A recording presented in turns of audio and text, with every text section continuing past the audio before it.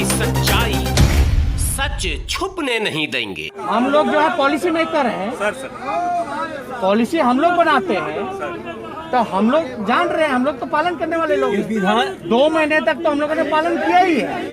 जी हाँ, आपने सही सुना, ये तेजस्वी यादव ही थे जो ये कह रहे थे कि पॉलिसी मैं बनाता हूँ।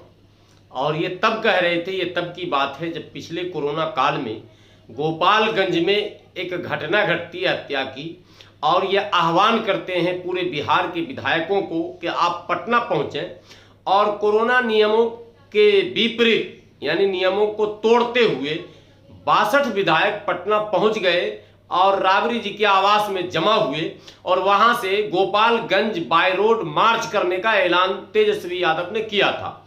कारण केवल ये था कि वहां राजद के कार्यकर्ताओं की हत्या हो गई थी और आरोप ये था कि हत्या करने वाले जेडीयू के विधायक हैं।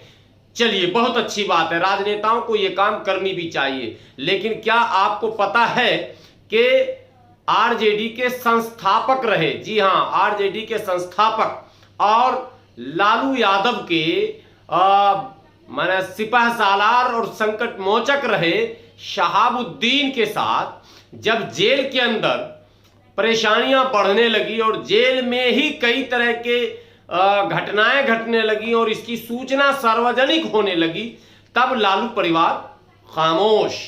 क्योंकि लालू परिवार को शहाबुद्दीन के परिवार से या शहाबुद्दीन से या उस कम्युनिटी से कोई लेना देना नहीं है, क्योंकि सेकुलरिज्म के नाम पर वोट तो मिलना ही है साहब। कहां जाएगा बेचारा? ये तो सांप्रदायिकता को परास्त करने के लिए लालू परिवार को दूध पिलाएगा। ये लालू परिवार का मानना और सोचना है, और शायद कहीं कहीं ये बयान भी आ ही जाते हैं। लेकिन जब शहाबुद्दीन बीमार हो गए और उन्हें अस्पताल ले जाने की बात आई, तब भी लालू परिवार खामोश रहा। अच्छा, ये बात बता रहा हूं तो पहले ये भी समझ ले कि लालू परिवार दिल्ली में ही डेरा डाले हुए हैं। जी हां, लालू यादव की जमानत के बाद मीसा भारती और तेजस्वी यादव लगातार लगे रहे कि जिस दिन वो डिस्चार्ज होंगे एम्स से तो मैं उन्हें घर ले जाऊंगा, अपने पिताजी की सेवा करूंगा। तेजस्वी जी आपको करनी भी चाहिए, पिता की सेवा तो करनी ही चाहिए, लेकिन आपको पूरे राज्य की सेवा के लिए भी चुना गया और विशेषकर मतदाता जो आपके खास है, जो वोटर सपोर्टर है, उनकी सेवा तो आपका माने परम कर्तव्य है। अगर नहीं करेंगे तो आप तेजस्वी यादव लीडर की हैसियत से नहीं रहेंगे, फिर वही जो आईपीएल में आप बोतल ढोते थे पानी का, वहीं पहुंचा दिए जाएंगे। ये बात आपको शायद मानना चाहिए, समझना चाहिए, समय समझा देगा। चलिए, मैं इसमें कौन होता हूं कि आपको ये बताऊं कि क्या होगा। लेकिन ये जो घटनाएं घटी और शहाबुद्दीन साहब को डीडीयू, दीनदयाल उपाध्याय, ओहो जैसा नाम वैसा काम, दीनदयाल उपाध्याय अस्पताल में लाकर भर्ती कर दिया गया साहब, जहां के कोविड ब्लॉक बनाया गया था। कोरोना के मरीजों को की देखरेख के लिए उस अस्पताल को फिक्स कर दिया गया था और वो अस्पताल सुविधाओं से सुसज्जित अस्पतालों में उसकी गिनती नहीं होती है। जी हां, ये ऐसा अस्पताल है जो एक सामान्य अस्पताल है, कोई अलग से उसकी गिनती दिल्ली में नहीं है जो विशेष सुविधाओं से सुसज्जित हो। तो फिर दीनदयाल उपाध्याय में क्यों, ये तो एक सवाल अपनी जगह पर बना ही हुआ है। लेकिन जब वो बीमार पड़ गए और अस्पताल में थे, तो क्या तेजस्वी यादव जी आपको मिलने जाना नहीं चाहिए था? जब शहाबुद्दीन के परिवार के सभी लोग और उनके समर्थक सभी जब सीवान से पहुंच चुके और उनकी स्थिति बिल्कुल ही बिगड़ गई, तो क्या आपको जाना नहीं चाहिए था? 62 विधायक जब था तब तो आप गए, अब तो 75 विधायक था, 1 2 4 को ही बुला लेते तेजस्वी जी, तब तो आपने 62 को बुला लिया था, क्योंकि तब बेचारा मुस्लिम नहीं था मारा जाने वाला, वो तो कोई और था। मुस्लिम तो फिक्स में आपका वोटर है, फिक्स में आपका सपोर्टर है, उसकी क्या जरूरत है साहब? और हैसियत भी क्या है और औकात भी क्या है? इसका काम तो सिर्फ सांप्रदायिकता को हराने के लिए वोट डालना है, और वो वोट उसे ही मिलेगा जो सांप्रदायिकता के खिलाफ बोलेगा। करेगा नहीं साहब, करना बिल्कुल नहीं, ना ना ना ना, भूल से नहीं, करना नहीं है, बोलना है और माइनॉरिटी का वोट लेना है। और ये प्रचलन हो चुका है अब पूरे भारत में। सांप्रदायिकता के खिलाफ बोलो और माइनॉरिटी के बीच हीरो बन जाओ। इसका चंदा भी लो, इसका वोट भी लो, इसके बीच हीरो भी बने रहो। मैं अभी औरों का नाम तो नहीं लूंगा, लेकिन लालू परिवार ने खूब अच्छे से इसका एक्सपेरिमेंट किया है। अब जब शहाबुद्दीन के मरने की सूचना आ गई, तब भी तेजस्वी और पूरा लालू परिवार मने एक घोंसले में बंद हो गया। ऐसा लग रहा था कोई भी न कुछ बोलने को तैयार हुआ और न वो आने को तैयार हुआ। और 3 दिनों तक तीन दिनों तक शहाबुद्दीन की लाश उस अस्पताल में पड़ी रही। और शहाबुद्दीन के समर्थकों ने कैसे झेला, क्या क्या किया, कितना भागा, वो बेचारा ओसामा, वो लड़का जिसने अभी राजनीति को करीब से देखा भी नहीं था, जिसे लालू परिवार पर अटूट भरोसा था, उसे यकीन था कि हमें इस परिवार का पूरा सहयोग मिलेगा और हमारे पिता और हमारे अब्बू का जनाजा जो है वो सीवान में जो है शान शौकत के साथ सुपुर्द खाक किया जाएगा। जिसके वो मुस्तहिक थे वो हक मिलेगा। लेकिन ऐसा नहीं हुआ। लालू परिवार ने साजिशन, अब साजिश शब्द मैं नहीं कह रहा हूं, पूरे बिहार में ये बातें अब रन कर रही हैं। दिल्ली के माइनॉरिटी के मतदाताओं और उनके हलकों में ये बातें हो रही हैं। और एक दिन में तेजस्वी का ग्राफ 100 से 70 नीचे जा चुका। अब 30% बचा हुआ माइनॉरिटी में। जहां भी मोहल्ले में जाइए यही चर्चा हो रही है, तेजस्वी ने धोखा दिया। धोखे पर बात याद आ गई 2014 में, जब लालू यादव अपने आप को असहाय महसूस कर रहे थे और कोई भी मुस्लिम बड़ा चेहरा उनके साथ नहीं था और ऐसा उन्हें लग रहा था कि कांग्रेस से जिस तरह से मुसलमान कटा है कहीं हमसे भी न कट जाए। तब उस मुसीबत की घड़ी में बिहार के बहुत प्रसिद्ध चिकित्सक और बड़े समाज सेवी डॉक्टर एम एजाज अली लालू के साथ आए थे और उन्होंने पूरी ताकत, तन मन धन सब कुछ झोंका था और धीरे धीरे 2015 में वापस लालू के सत्ता को लालू के कदमों में लाकर दे दिया था। लेकिन जैसे 2015 में सत्ता पर काबिज लालू यादव होते हैं, वैसे ही उन्हें मीसा भारती याद आती है, उन्हें राम जेठमलानी यानी अपने मुकदमे याद आते हैं, अपना वोटर और सपोर्टर याद नहीं आता है। हद तो यह है कि जो बिरादरी कभी जिंदगी में ना आरजेडी को वोट देती है, न सपोर्ट करती है, बल्कि गाली देती है, और भारतीय जनता पार्टी की सबसे मजबूत बेस वोट है जिसे आप झा कहते हैं, झा, उस झा को तो आपने राज्यसभा में भेज दिया, मगर डॉक्टर एजाज अली को नहीं भेजा, हिना शहाब को नहीं भेजा और किसी भी माइनॉरिटी चेहरे को नहीं भेजा। ये तेजस्वी यादव और लालू परिवार का जो चेहरा है वो धीरे धीरे अब मुसलमानों के बीच, माइनॉरिटी के बीच बेनकाब होता चला जा रहा है और इसकी बानगी आने लगी है। जी हां, वो भी मैं अभी बता रहा हूं, दिखा रहा हूं, बानगी आ रही है। उसके बाद अब आखिरी मामला था कि तमाम भागदौड़ और कोशिश के बाद शहाबुद्दीन साहब के साहबजादे, उनकी अहलिया और उनके सारे रिश्तेदार और समर्थक, सारे उनके जांबाज सिपाहियों ने अपनी पूरी कुव्वत लगाकर किसी भी तरह से जनाजे को क्या कहते हैं अपने कब्जे में लेने में जब कामयाब हो गए और यह ऐलान हो गया कि अब जनाजे की नमाज होगी, कम से कम तेजस्वी जी कब्रिस्तान के गेट पर आ जाते। आपको कोरोना नहीं होता। 62 विधायक को लेकर जब जा रहे थे तब तो कोरोना आपको नहीं हो रहा था, चूंकि आप अपने लोगों के पास जा रहे थे। मुसलमान तो आपका है ही नहीं, मुसलमान के घर में तो कोरोना है, तो आप कैसे आते मुसलमानों से मिलने? बात बिल्कुल साफ है और अच्छी बात है, मत मिला कीजिए। आप आने वाले चुनाव में भी नहीं मिलने आइएगा और शायद मिलने भी आइएगा तो वो हालात अब नहीं होंगे। हालात बदल रहे हैं, कैसे कैसे बदल रहे हैं वो मैं आपको दिखाऊं। इस्तीफे की झड़ी लग चुकी है, पूरे बिहार में इस्तीफे की झड़ी लग चुकी है और केवल वही लोग अभी इस्तीफा नहीं दिए हैं जो जिनके हाथ कहीं दबे हुए हैं, बाकी तमाम लोगों ने इस्तीफा दे दिया। कई इस्तीफे हमारे पास इस वक्त मोबाइल में हैं जो लेटर पैड पर इस्तीफे फ्लश हो चुके हैं सोशल मीडिया पर। उसमें कई नामों के साथ मैं 2-3 नाम गिनाऊंगा, उसके बाद एक प्रमुख नाम भी बताऊंगा। राष्ट्रीय जनता दल नवादा से एक है मोहम्मद कमरुल हुदा साहब जी, मोहम्मद कमरुल हुदा साहब, चूंकि इस पर साफ उतना दिखता नहीं है।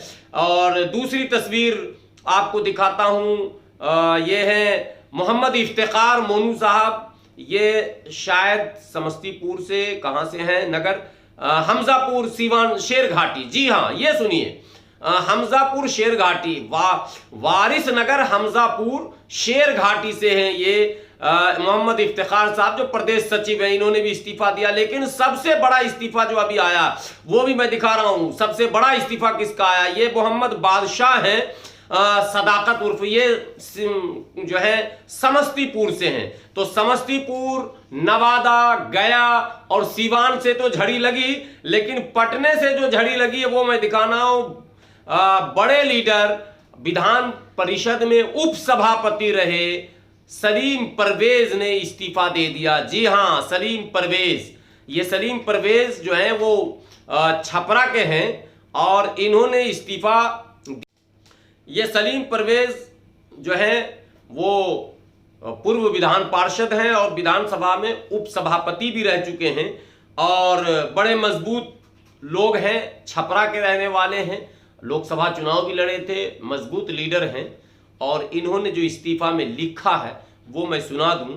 इन्होंने साफ शब्दों में लिखा है कि शहाबुद्दीन साहब की महत्वपूर्ण भूमिका आरजेडी को बनाने, बचाने और लालू यादव को सत्ता में बनाए रखने में रही है।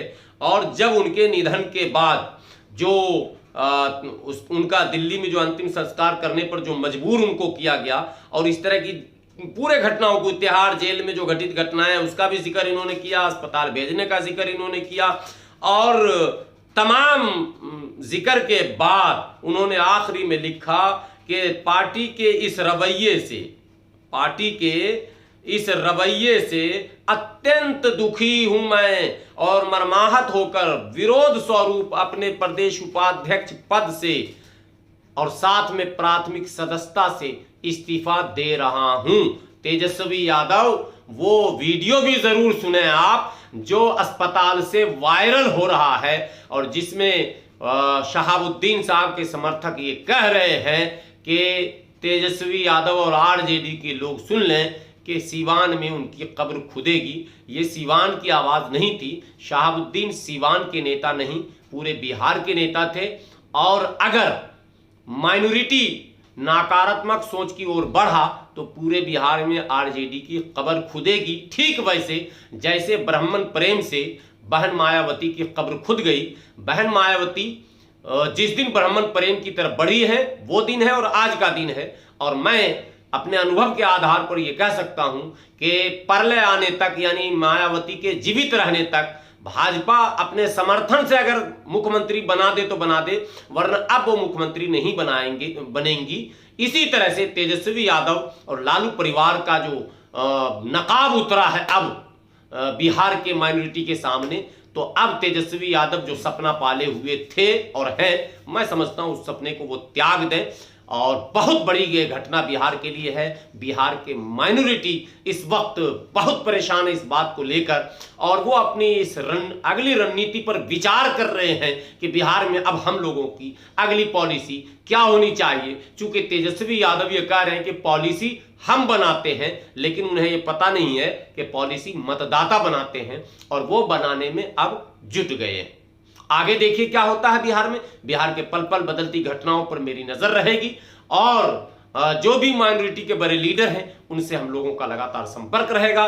और क्या सोचते हैं वो शहाबुद्दीन के इस प्रकरण पर, क्या वो अपना बयान देना चाहते हैं और राजद परिवार के प्रति उनका अब कैसा लगाव है, इन सभी बातों को लेकर हम फिर आपके सामने उपस्थित होंगे। जब तक आपसे विनती है कि देश की सच्चाई चैनल को आप अगर अब तक सब्सक्राइब नहीं किए तो सब्सक्राइब कर लें प्लीज और वीडियो को ज्यादा से ज्यादा शेयर करें और कमेंट में आप अपनी राय दें कि शहाबुद्दीन के साथ जो कुछ भी हुआ राजद परिवार की ओर से, विशेषकर लालू परिवार की ओर से, क्या वो उचित था, क्या वो लालू परिवार के हित में है या फिर कोई और इसके पीछे बड़ा खेल है जिसका राज खुलने वाला है। ये सारे कमेंट का हम प्रतीक्षा करेंगे। यदि फेसबुक पर इसके देख रहे होंगे तो आपसे विनती है कि पेज को लाइक कर लें, फॉलो कर लें, वीडियो को शेयर जरूर करें। शुक्रिया।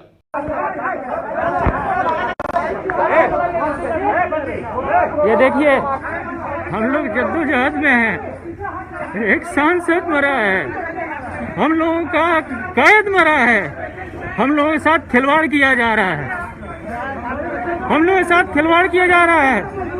आज लोग कहाँ हैं? लोग कहाँ हैं? जब जिंदा ही शहाबुद्दीन साहब जेल से छूटे थे 1500 गाड़ियां गई थी, अभी यहाँ 15 लोग मौजूद है बस। कहाँ है सिवान गोपालगंज छपरा के लोग? पुलिस बल उतारा गया है। जबरदस्ती ये कहा जा रहा है कि लाश आपको नहीं हैंड ओवर किया जाएगा, न लाश ITO जाएगी और न ही साइन भाग जाएगा, बल्कि अपना मनमाना कर रहे हैं। यहाँ किसी भी तरह का पॉलिटिकल मदद नहीं है। बिहार को रिप्रेजेंट करने वाला, बिहार के पूरे आवाम को रिप्रेजेंट करने वाला जो आज उसकी बॉडी यहाँ पे लवारिस पड़ी हुई है और हमारी मदद नहीं की जा रही है। ये तेजस्वी यादव, याद रखना तुम्हारी कब्र सिवान में खुद जाएगी। तेजस्वी यादव तुम याद रखना, राजद वालों तुम याद रखना, तुम्हारी कब्र सिवान में खुद जाएगी, तुम्हारी कब्र सिवान में खुद जाएगी। आज हम तड़प रहे हैं यादव, आज हमारा दिल रो रहा है। बचपन से आज तक हमने राजद का गुणगान गाया है।